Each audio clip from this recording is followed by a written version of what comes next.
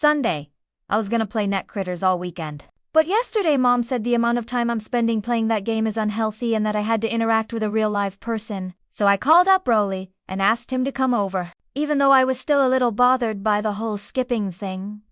When Rolly got to my house, we sat down in front of the TV to play video games. But Mom said we had to shut off the machine and interact face. But one of the things that makes my friendship with Rolly work is that he doesn't mind watching me play video games. Plus, the reason our ancestors invented technology in the first place was so they didn't have to interact with one another. Mom sent me and Rolly down to the basement, and the two of us tried to figure out what to do. I'd asked Rolly to bring some DVDs with him so we could stay up late watching movies. But he only brought home movies, and you couldn't pay me to watch those.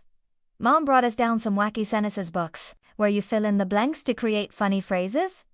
For the first round, Rolly came up with the words, and I wrote them down in the blanks. The phrases we made were actually pretty funny. But what wasn't funny was Rolly's new habit of saying L instead of laughing. Our cafeteria has really smelly food. The pizza's purple, and the French fries are slimy. It was really driving me crazy. So we switched roles, and I came up with the words instead. Rolly started by asking me for the name of a sport. So I said, volleyball. But he told me it's volleyball with a B. So then we got into this huge argument about what letter volleyball starts with.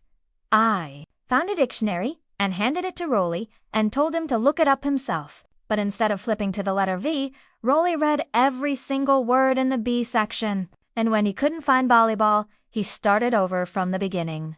Bacon! Bacteria? Badger. Rolly accused me of having an outdated dictionary and said that's why volleyball wasn't in it. So then we got into an argument about what year volleyball was invented. By this point, Rolly was really getting on my nerves. And I realized we'd better change gears or we were gonna end up in a fight. As usual, I told Rolly maybe we should do something different, and he said he wanted to play hide and seek. But the problem with playing hide and seek with Rolly is he thinks that when he can't see you, you can't see him. So that makes him really easy to find.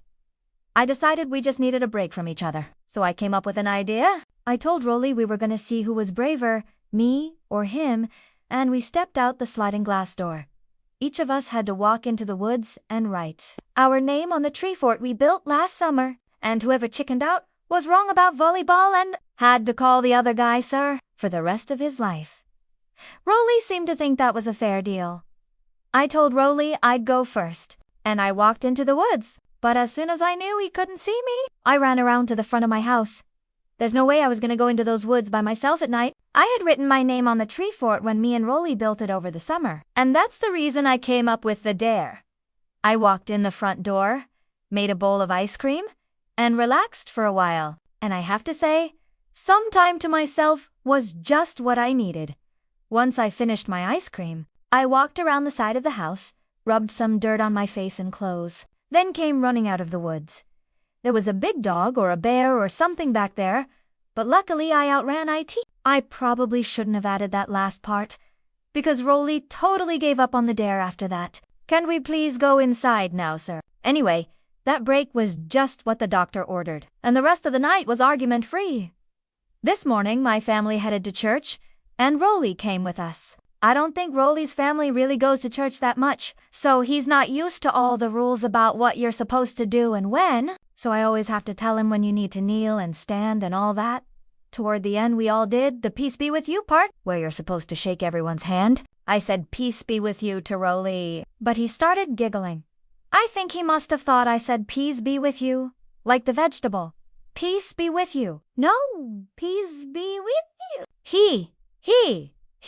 I don't think Rolly totally understood that you're just supposed to shake hands with people, either. Because when the woman in the pew behind us said, peace be with you, Rolly gave her a big wet kiss on the cheek. Smooch. After church, we dropped Rolly off at his house. And I was glad he was gone, and that I could go back to playing my game. And something tells me Mom felt the same way. Peace be with you. He.